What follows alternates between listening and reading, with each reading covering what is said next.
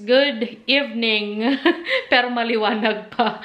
Ano ngayon guys, 29 of March ngayon. At kaninang madaling araw, pinalitan yung oras namin. So, 1 hour advance. So, kahapon at this time is only, wait, let me check it. 7:19 na ngayon. So, kahapon, the time was 6:19. 19? Yeah. So, 6:19. Pero ngayon, today, kasi nga, as I've said na, they changed the time kaninang madaling araw. Ngayon na ay 7:19. So, maliwanag pa ang ang buong Spain, friends. So, ayan. And, ngayon is Sunday. So, hindi ako nag-vlog kaninang umaga kasi nag-edit ako ng video na tapos, nag-edit ako ng video and then I uploaded and then I prepared lunch and then we watched a film and then nag-edit ulit ako and then sabi ko, uy, paggabi na, yung oras lang naman ang paggabi. So, hindi pa ako nakapag-vlog kasi nga today is the light saving time ba yun? So, ayun, kaya gusto ko mag-vlog, friends. Ang asawa ko lumabas siya at sinundo si Ate Hailey sa friends niya kasi doon siya natulog kagabi. Bakasyon na kasi, friends, Semana Santa. So, 1 week na wala silang pasok. Bukas is Monday. So, the whole week wala silang pasok until Monday. Kasi Easter Monday kasi dito. We really celebrate Easter Monday. And then, Tuesday to Friday na lang ang pasok niya next week. Pati din sila Kota. So, yun nga, friends. Sabi ko mag-vlog ako. So, ngayon, kausap ko kayo. And, ang gagawin ko, kasi gusto kong maglakad, friends, kasi medyo matagal na hindi ako nag-exercise. So, maglakad ako. And then, I will think what we are going to eat again. So, ang lunch namin kanina ay, may natira kaming kunting rice. So, yun yung ginawa kong fried rice. Tapos, nagpabili ako kay Sistere nung ilang weeks pa yun, medyo matagal na, ng dried fish, yung dilis, at saka dried na sardinas na walang skin. So, yun ang niluto ko. And then, ginisang itlog. Ipapakita ko sa inyo, friends, may natira akong dried fish. So, ito yung natira kong dried fish, friends, na sinasabi ko. Tapos, ito naman yung ginisang itlog na may kamatis at saka sibuyas. Ayan ang niluto ko for lunch. Tapos, gumawa din ako ng, friends, ng nachos, guacamole, tomatoes, and avocado. Ripe avocado, and it was really good. So, hindi namin naubos itong bag ng chips. Yeah. So, yun ang kinain namin kanina for lunch. Tapos, sila Kota at saka si Habi, gumawa din ako ng soup nila. So, yun yung kinain nila. Yan yung kinain namin, friends. Mga a little bit of everything. Mga like rests. Yeah. Yun, para hindi masira ang ating mga, friends, ang ating mga pagkain. So, dapat we have to repurpose kung ano man ang natira na pagkain natin. So, yun. Yung soup na yun, friends, ay niluto ko nung I think it was last week. Kaso nga lang, hindi namin naubos at saka alam ko na we are not going to eat. So, inilagay ko sa freezer. Bumili ako ng, wait, this one, friends, bumili ako nito. So, parang molder siya. So, inilagay ko yung soup.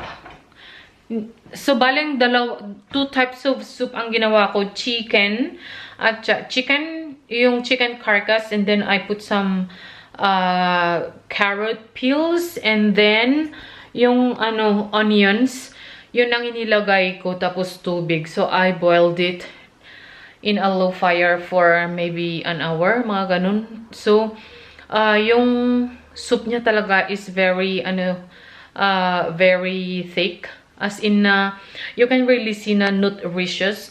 So hindi namin kinain yun. So ang ginawa ko, nilagay ko sa molds, tapos inilagay ko sa freezer. Tapos anytime na gusto namin kumain ng halimbawa halimbawa I don't feel like cooking, tapos hindi mo na rin alam kung ano ang lulutuin mo kasi nga everyday ka nagluluto, tapos parang pagod ka na or nagsawa ka na sa smell or sa food, mga ganun. So naisip ko na ilagay na lang sa freezer yung soup na yun, para anytime kung ano man ang gusto nilang kainin, edi yun na lang ang i-reheat. So yun ang ginawa ko. And then the other day, nagluto din pala ako ng friends, ng buto ng baboy, pork feet. So hindi rin namin nakain. So inilagay ko yung soup din sa molder and then into the freezer. So ayun, pakita ko sa inyo. So ito yung freezer natin, friends. Ito yung chest freezer natin. So ito yung, so di ba matigas na siya. So inilagay ko dito sa Ziploc bag. So ito yung natin, pork feet na soup. Tapos ito naman yung chicken, friends. Bale, 6 yung ginawa ko, yung nagawa ko sa soup na yun. Yung 2 ang inireheat ko kanina, yun yung kinain ni Habi at saka si Lakota. Tapos nung isang araw, friends, gumawa din ako, nagluto ako ng maraming carbonara kasi favorite ng mga bata. So yun din ang ginawa ko. Hindi namin naubos, and I really cook extra. I cook extra para nga gawin, para itago nga. So yun ang ginagawa ko. Kahapon nilabas ko 3, friends, for lunch. So yun yung kinain ni Habi, Hailey, and Lakota. Yung tig-isa sila. Yung isang ganito, friends, is good for 1 person talaga. So maganda talaga kasi naka-portion na siya eh. So ayan yung ginagawa ko. So mamaya siguro I'm going to remove this and put in a Ziploc bag. Tapos ilagay na lang dito para anytime kung gusto nila, edi natin, i-defrost natin or iluto na lang. And then as I've said, alam nyo naman na every time na bumibili ako, if I'm doing my grocery shopping doon sa bulk, friends. So nilalagay ko, pag uwi ko, nilalagay ko na I portion yung mga binibili ko, and then I put in the freezer. So ayan, may frozen cheese tayo, friends, para anytime kung gusto natin gumawa ng pizza. And I also have my pizza here, pizza dough. So bale 2 yan. So anytime kung gusto natin kumain ng pizza, we just leave this outside, tapos shape it and then into the oven. Ayan, friends, ang mga ginagawa ko here. So ayan, ano pa yung mga natin. Ayan, wala na yata. Or itong karne, friends, meatballs. Yung karne, tingnan ko nga yung karne ko kasi last November, di ba, bumili ako ng half a pig. So parang kunti na lang natira siguro. Tapos nag-sale naman ito, friends, sa Mercadona. And then binili ko kasi nga 10 euros lang yata. Yeah, 10.17 lang siya kasi nga ma-expired na. Pero 4 days before na ma-expired, they sell it. So they put to sale. So binili ko. So ang ginawa ko naman, pagdating ko dito sa bahay, I throw it directly here in our freezer. Kaya nandyan siya. So, I have to check kung marami pa kaming karne, friends. Para sa ganun, bibili ako ng half a pig again. Parang wala na. Wala na ba? So, I have to check it really.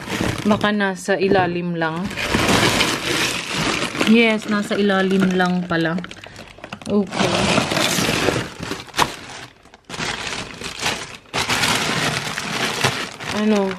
Potatoes.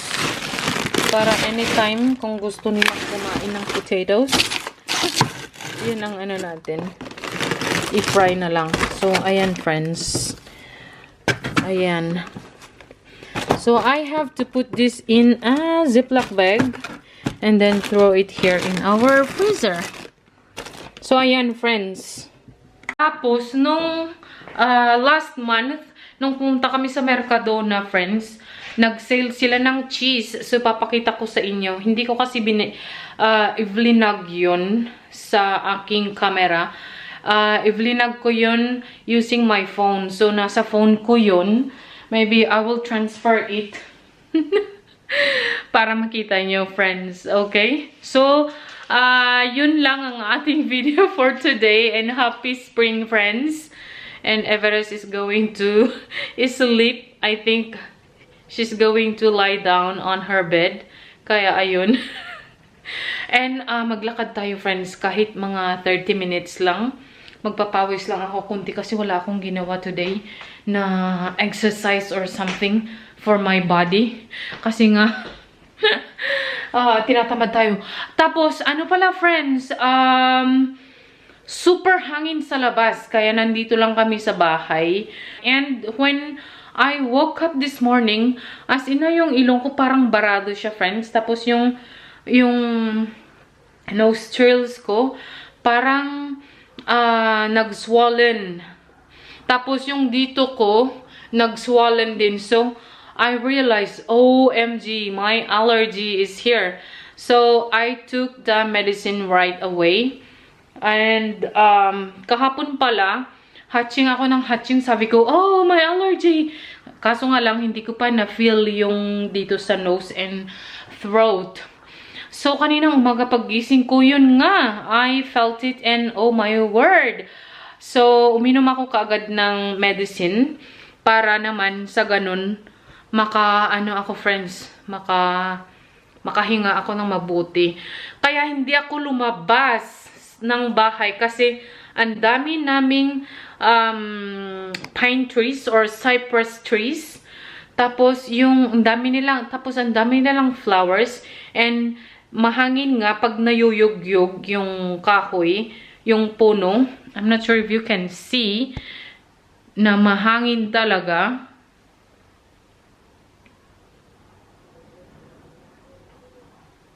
Mahangin ba? Can you see that? Or not? Can you see na gumagalaw? Parang hindi gumagalaw, no? Ayun. Ayun.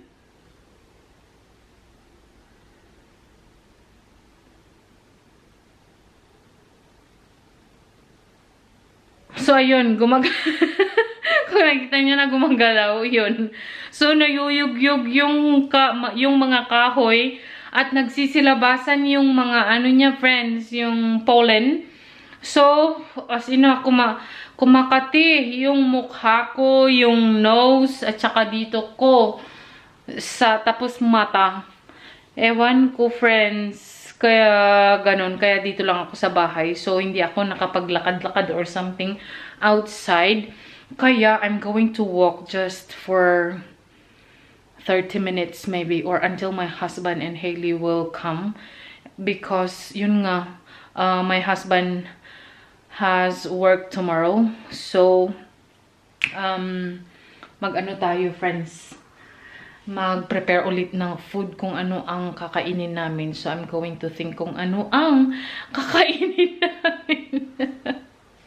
Okay, friends. But first, I have to go and walk.